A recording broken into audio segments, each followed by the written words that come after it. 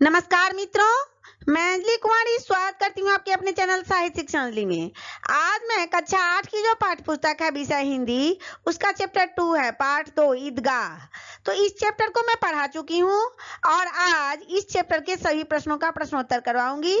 तो देखते हैं कि इस चैप्टर में कितने प्रश्न हैं और क्या हैं। प्रश्न संख्या 1 में पूछा जा रहा है कि ईद के दिन अमीना क्यों उदास थी। तो ईद के दिन भी क्या थी, अमीना इसलिए उदास थी क्योंकि उसके घर में एक दाना भी नहीं था। फिर हमीद अकेले कैसे 3 कोस तक पैदल चलकर ईदगाह तक जाएगा, इसीलिए अमीना उदास थी। अमीना गरीब थी ना, इसीलिए वह उदास थी। प्रश्न संख्या 2 में पूछा जा रहा है कि हामिद मिठाई या खिलौने के बदले चिमटा पसंद क्यों करता है। तो क्या होता है कि हामिद का जो है सो बचपन अभावग्रस्त में बीता है, और जिस बच्चे का बचपन अभावग्रस्त में बीतता है वह क्या करता है, बचपन होते हुए भी रहता तो है बचपन में, लेकिन क्या करता है, वयस्क की तरह सोचने लगता है।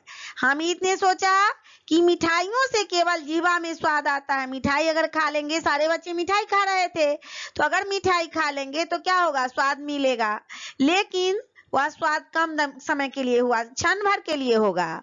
और खिलौने खरीदते देखा बच्चों को, तो हामिद ने सोचा कि खिलौने भी जो है ना वह मिट्टी के बने हैं, जिस पर पानी पड़ते ही रंग उड़ जाएंगे, ठोकर लगते ही खिलौने टूट फूट जाएंगे। लेकिन यह जो चिमटा देखा जब हामिद, तो चिमटा को देख करके सोचता है कि यह चिमटा ना कभी टूटेगा और ना कभी फूटेगा, यह दादी को के काम में आएगा। दादी को रोटी सेकने के समय अंगुलियां नहीं जलेंगी, वह बहुत उपयोगी है। यही सब बातों को सोच करके हामिद जो है खिलौने के बदले, मिठाई खाने के बदले क्या किया, चिमटा पसंद किया। प्रश्न संख्या 3 है कि मेला जाने से पहले हामिद दादी से क्या कहता है। जब सारे बच्चे मेले जाने लगते हैं तो हामिद क्या कहता है अपनी दादी से। तो जब सारे बच्चे मेला जाने लगते हैं तो मेला जाने से पहले हामिद दादी से कहता है, तुम डरना नहीं अम्मा, मैं सबसे पहले आऊंगा। दादी डरती है कि हामिद छोटा सा बच्चा और 3 कोस पैदल चल के जाएगा और कैसे आएगा।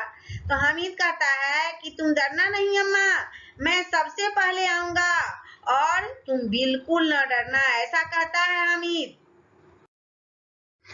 प्रश्न संख्या 4 में पूछा जा रहा है कि मेले में चिमटा खरीदने से पहले हामिद के मन में कौन कौन से विचार आए, वर्णन कीजिए। तो मेला लगा है ना, उस मेले में चिमटा खरीदने से पहले हामिद के मन में एक वयस्क की तरह विचार आने लगा।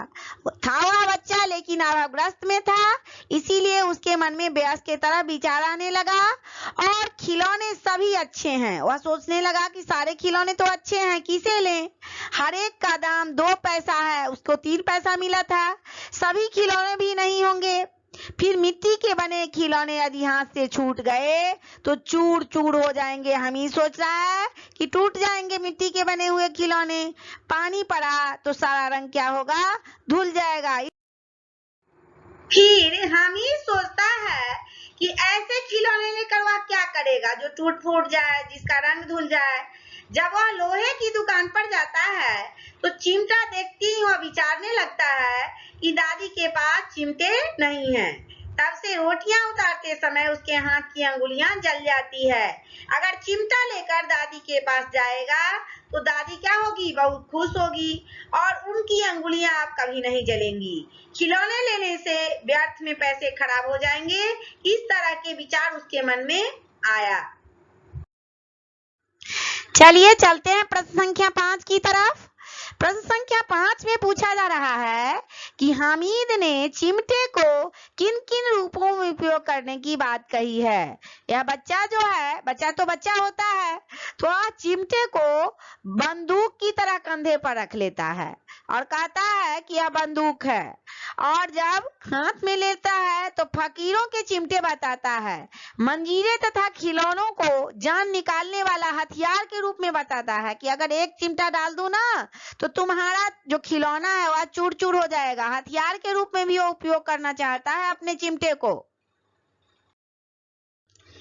फिर आगे पूछा जा रहा है कि ईदगाह कहानी, यह जो कहानी है प्रेमचंद जी के द्वारा लिखी गई है, तो यह ईदगाह कहानी जो है आपको कैसी लगती है, इसकी मुख्य विशेषताएं बताइए। तो आपको कैसी लगती है पता नहीं, लेकिन ईदगाह कहानी जो है ना वह हमें अत्यंत रोचक लगती है। और इसकी मुख्य विशेषताएं जो है सो मैं नीचे बता रही हूँ।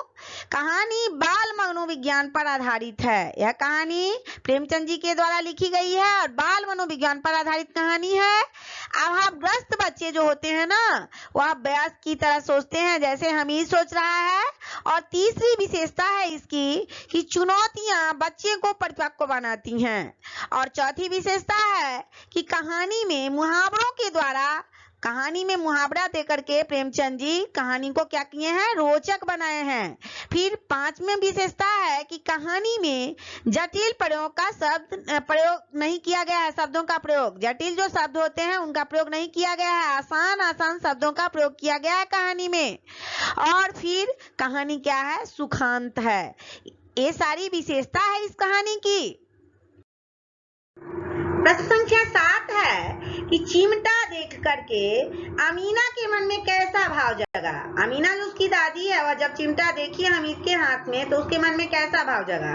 तो चिमटा देखी ना अमीना तो उसके मन में 2 प्रकार के भाव जगे। पहला भाव है कि लड़का कितना बेसमझ है, इसको मैंने 3 पैसे दिए थे, वह 3 पैसे में से न कुछ खाया न पिया और क्या किया, न खिलौने लिया, यह चिमटा लेकर के आ गया।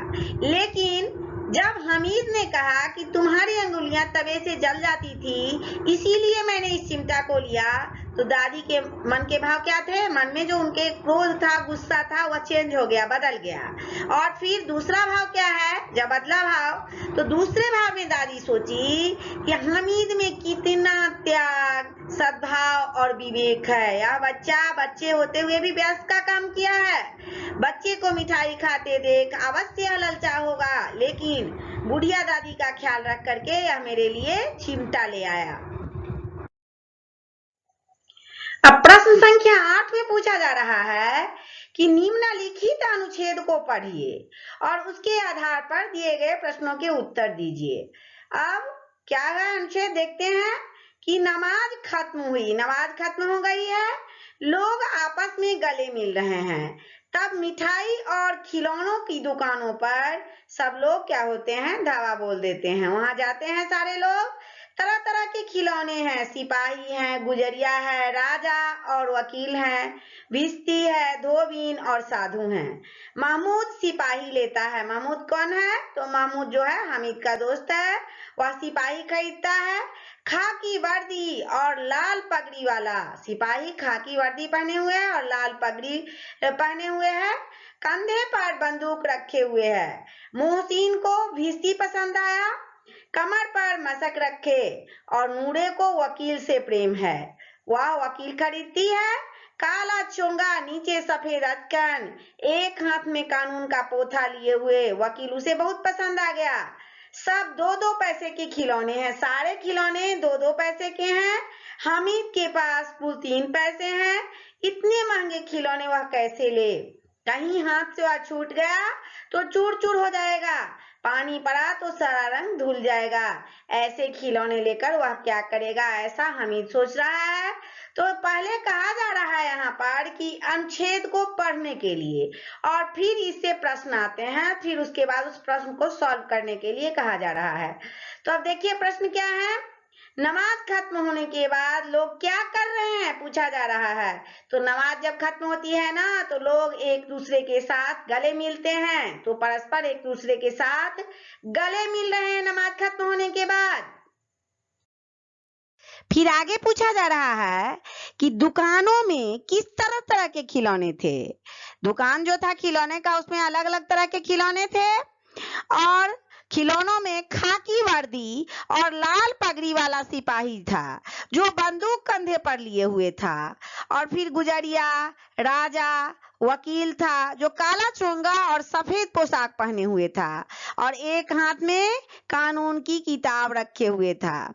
धोबीन, साधु, कमर में मशक लटकाए हुए भिश्ती, अनेक रंग बिरंगे खिलौने थे खिलौने की दुकान पर। प्रश्न संख्या ग में पूछा जा रहा है कि खिलौने की दुकान पर जो खिलौने थे ना, वे खिलौने किस चीज के बने हुए थे, ऐसा पूछा जा रहा है। तो खिलौने की दुकान पर जो खिलौने थे, वे सारे खिलौने मिट्टी के बने थे। चलते हैं प्रश्न संख्या घ की तरफ। महमूद, मोहसिन और नूरे ने कौन कौन से खिलौने खरीदे? तो महमूद ने सिपाही खरीदा, और मोहसिन ने भिस्ती खरीदा, और नूरे ने क्या खरीदा? उसको वकील पसंद आया तो नूरे ने वकील को खरीदा। अब आगे है कि परिच्छेद में सिपाही, भिस्ती और वकील के हुलिये का वर्णन किया गया है। इसी प्रकार आप राजा और साधी के हुलिये का वर्णन कीजिए।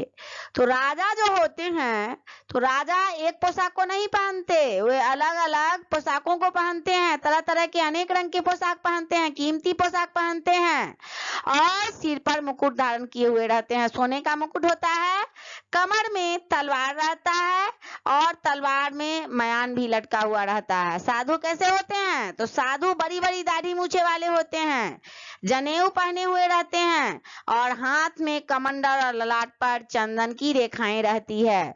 तो ये साधु और राजा के हुलिये का वर्णन हो गया। अब आगे है कि अनुच्छेद में आए विशेषण शब्दों को छांट करके लिखिए।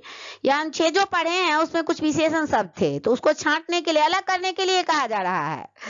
तो इस पाठ में आए कुछ विशेषण शब्द हैं: ज्यादा, अनगिनत, फिर गरीब, दुबला, पतला, बूढ़ी, अभागिन, पक्का, ये सब विशेषण हैं। ललचाई, नया, हजारों, पड़ोस, अच्छा, खूबसूरत, कितना, बुढ़िया और बड़ी बड़ी, ये सब विशेषण हैं जिसको छांट करके बता दिया गया है। अब देखिए आगे पूछा जा रहा है कि वर्दी और पोथा के समानार्थी लिखिए। तो अगर यहाँ पर वर्दी और पोथा का पर्यायवाची लिखिए कहा जाएगा तो क्या कीजिएगा?